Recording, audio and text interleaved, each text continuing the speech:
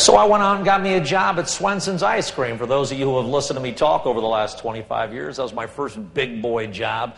Sweeping floors at Swenson's Ice Cream. Started off one Saturday, got hired, worked 10 hours that day. My dad called me at the end of the day, "Where you been, son?" "Dad, I got me a job. I'm sweeping floors at Swenson's Ice Cream." "Come on downstairs, son. Let me show you the best way to sweep a floor." Everything's a system. There's a lot of ways to do it. There's always a better way. There's always a best way. 2 weeks into it, Swenson said, "You're a very diligent young man. I want to make you a scooper today." "Oh, scooper. Let me show you how to scoop ice cream." Truth be known, I'd already been practicing. Yep. And eating the evidence, you know. But he had a system for scooping ice cream. When the customer places an order to withdraw the scooper from the scooper well, the water in the well must be running all the time. Gordy, understood? "Yes, sir." Tap it off on a clean cloth. Cloth replaced every 15 minutes. Approach the product the customer desires. Never press down on ice cream. You're pressing out quality. Scoop around, deliver the product, make the change, wash your hands, and then approach the next customer. That was Swenson's system on scooping ice cream. I'll give you a hint, if he caught you deviating from the system. If he caught you waiting on a customer without washing your hands first, you got fired. Not back to sweeper, you got fired. Stop by your local today, walk in. They don't have dedicated sweepers anymore. They got one kid standing behind the counter, they're sweeping floors. You come walking in. "Can I help you?" No. 10 years ago, I'd have the two kids in the truck. "Who in this truck wants an ice cream cone?" "Yay, Daddy, we love ice cream." 10 years later, "Who in this truck wants an ice cream cone?" "You go in first, Dad, because there's a high probability they're going to piss you off, and we won't be eating here anyhow." Whenever I look at something going bad, I ask, were there systems in place? Were they up to date? Were they being implemented? Systems. Systems. This all leads up to this whole concept of making decisions on high consequence, low probability events, or what I like to call high risk, low frequency. Why is this so critical? Why is this so critical to you in the fire service? This is important stuff. Important stuff. And if you're fading in and fading out of the lecture, fade in here for a second. It works. I'll do it this way. I'll do what I want to do. Here's your fire department. Not to scale. Fire department's got all sorts of different divisions and bureaus and units, and every division, bureau, and unit's a series of separate, distinct... Oh, what the hell? Oh, okay, screw with the cop, huh? Don't think I ain't got reciprocity with Arizona DPS. You get out of here. Beep, beep, beep, beep, beep, beep. Whoa, there we go.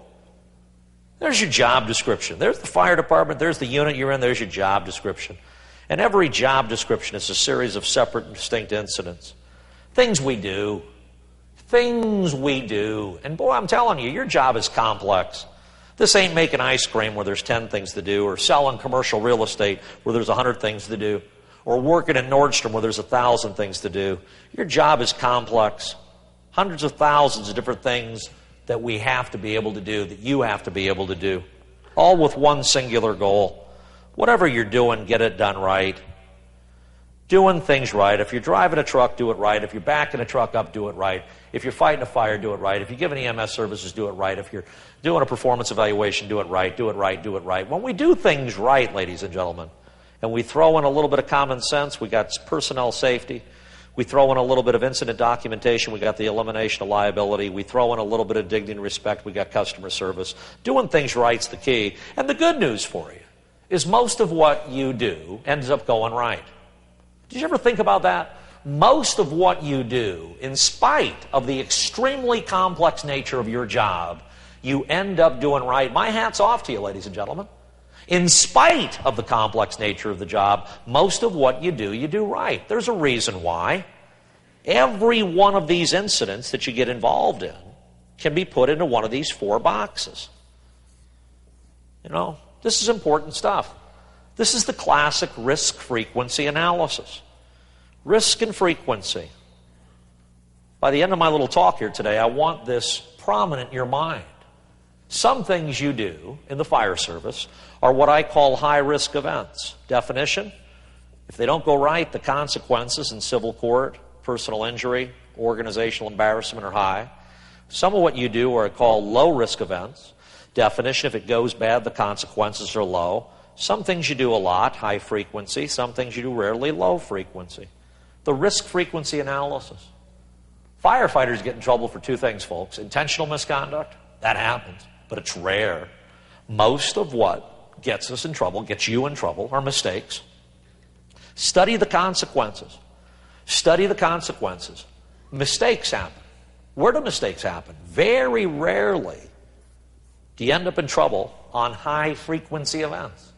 High-frequency events, things you do all the time, generally don't cause you problems. Why? Because of a wonderful tool known as RPDM, Recognition Prime Decision Making. Recognition Prime Decision Making. And you can read all the books out there that are on neuro-linguistic programming, and my doctor friends out here in the audience hopefully will be able to back me up on this. But there's all sorts of studies about how do we think things through, and a lot of these were done back in the 50s and 60s, and a lot of these studies involve fire departments. And they came up with this concept of RPDM, Recognition Prime Decision Making. Your brain is this massive hard drive loaded with information, billions of gigabytes of data stored in this massive hard drive, and when you get involved in any incident, the brain scans it, beep, beep, beep, beep, beep, beep, beep, beep, looks for a match in the already existing hard drive, finds the match, and automatically directs behavior based on past behavior that ended up with a successful result. That's RPDM. It works. It works. When mistakes occur, folks, they're over here on the low frequency events.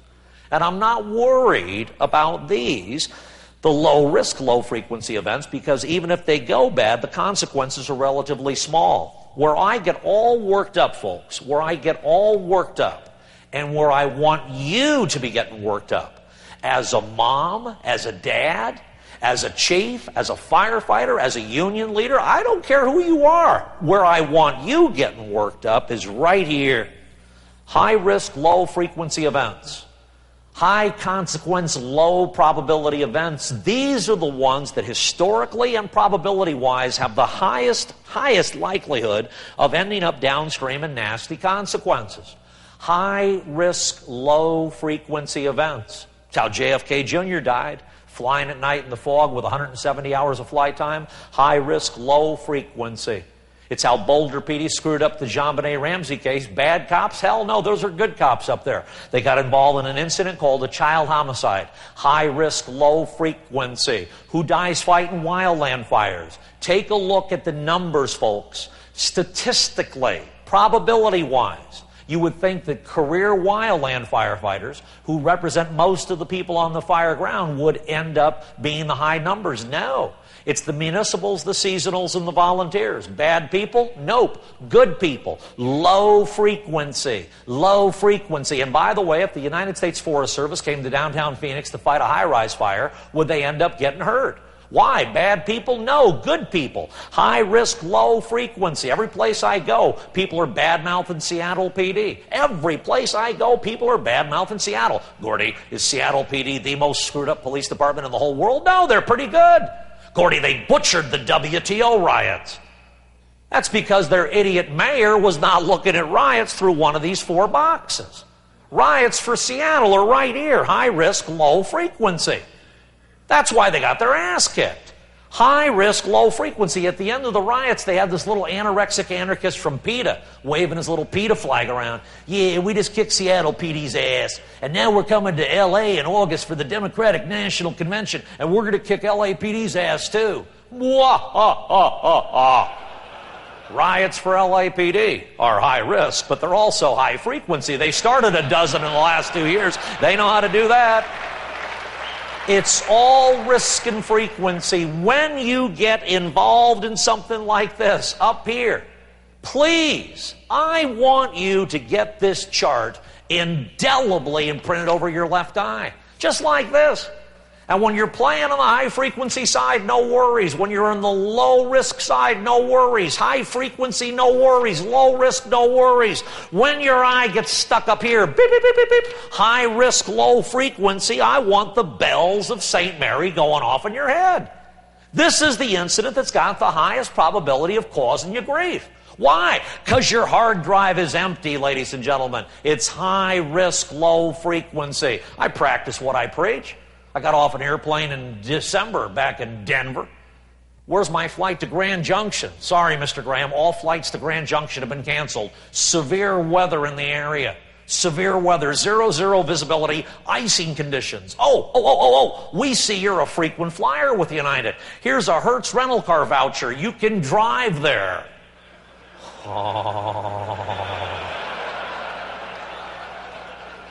High risk, low frequency. What do I look stupid to you?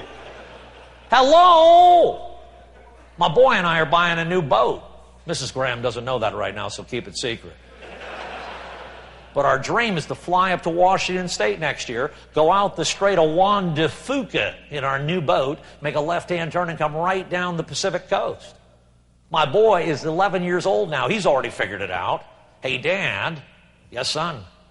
Driving a boat down the Pacific coast, isn't that one of them high-risk, low-frequency events you speak of? Good for you, son. And it is high risk. It is high risk. Take a look at some of the places on the map, right on the coast. Point Doom, Point Death, Point You're Gonna Die, Point 15,000 boats have sunk here already. Do you feel lucky, punk? Well, do you? Point, if you got this far, you're one lucky SOB. You know, I said, very good, Jakey. That is a high-risk, low-frequency event. But there's two types of high-risk, low-frequency events. The DTs and the NDTs. Time to think it through and no time to think it through. These are the ones that scare the hell out of me, folks. Right here. What I like to call the HR, LF, NDTs.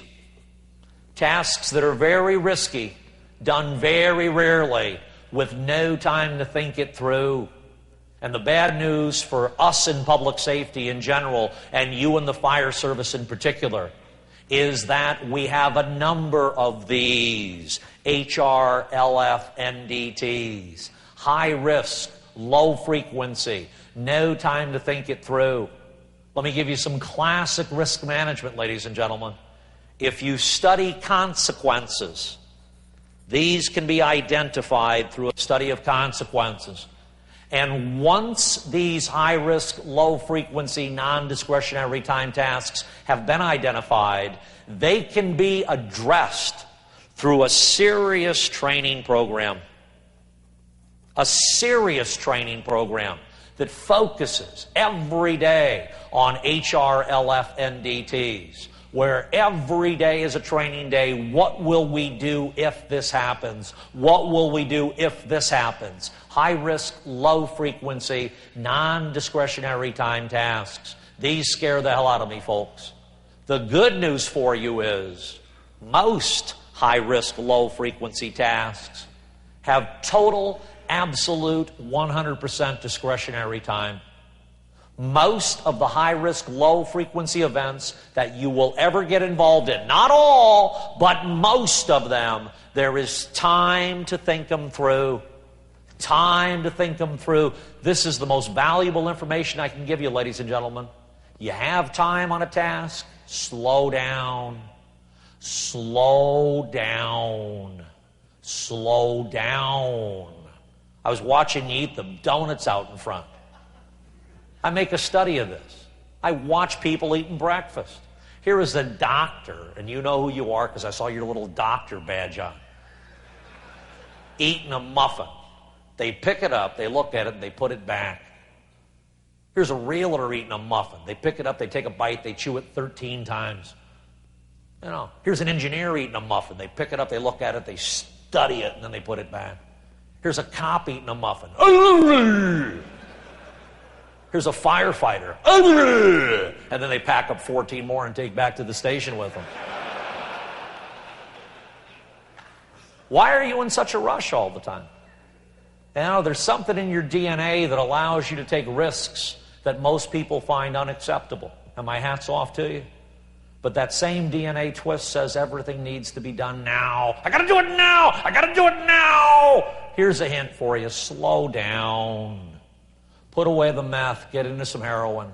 Slow down. Slow down.